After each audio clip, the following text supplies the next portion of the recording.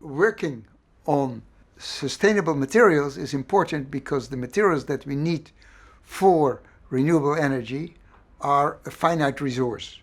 And they are more finite than the source of renewable energy, which is the sun, for nearly everything. So we have to use them in as wise and moderate a manner as possible, which is the opposite of what we're doing at the moment. Otherwise, we won't survive.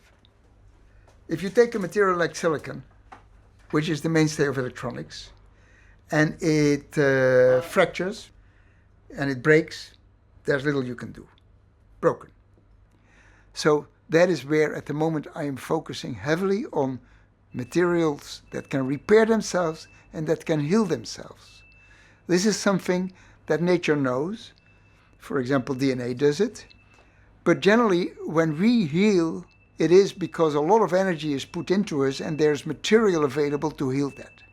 That we cannot do with a man-made material made from minerals like what we have in our electronics and in our solar panels and in our batteries and in our windmills. Now there are materials, and not only organic polymers, and there are inorganic materials, the ones that I work with at the moment, halide perovskites. If you break them and you put them together, they will heal. And they will not need anything else to do that. Maybe a little bit of humidity, but even without that. Furthermore, if I hit them with a very strong laser beam or with a particle beam, and they will be damaged and they will heal themselves. How can they do that? Because these are a new family of materials that we haven't known before. It is like silicon on steroids because they have a lattice that wiggles and jiggles. But on the average, it's a beautiful periodic lattice. However, on very short timescales, jiggling and wiggling. That jiggling and wiggling allows the atoms to rearrange themselves in order to go back to the most energetically favorable condition, which is when they are on the average ordered. And that is for me a fantastic thing that happened in the last 8 years.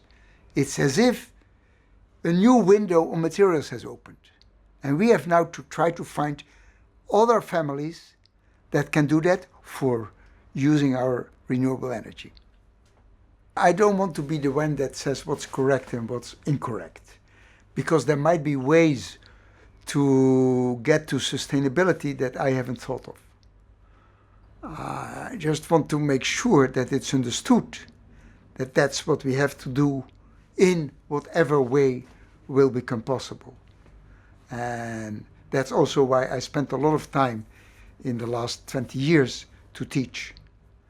And to teach mainly to make sure that everyone who has an education in science, exact sciences, life sciences, and engineering, that they can become critical observers and critical readers of what is thrown at them as supposedly facts. And what the politicians will do with it, yeah, that's a problem. But in the end, the politicians get elected, and we vote for them. And hopefully, by making this an important part of what we want them to do, we can change things.